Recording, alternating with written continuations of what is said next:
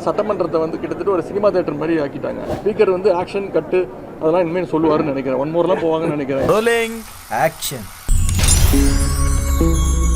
Action ஒன்று ஃபுல்லாக நடிச்சு காட்டிட்டாரு. என்ன பிரதர் ஒரு ரொமான்டிக்ல கூட்டத்துக்கு ஓடி வந்தீங்க? அது அசிஸ்டன்ட் டைரக்டராக அங்கே இருக்கக்கூடிய அமைச்சர்கள் நாளைய தீர்ப்பை குஷியோ குஷி ஆவலனாய் கண்ணுக்குள் நிலவாய் பகவதியாய் திருமலையாய் பிரியமுடன் தமிழகத்தின் புதிய கீதையை படைப்பதற்கு சர்க்காரில் துல்லாத மனமும் துள்ள வைத்து கில்லி என்ற பெயர் எடுத்த தலைவா நேரத்தில் ஆட ஆரம்பிச்சிருவாருன்னு நினைக்கிறேன். பாட்டெல்லாம் போட்டு ஐட்டம் சாங்லாம் போடுவாங்கன்னு.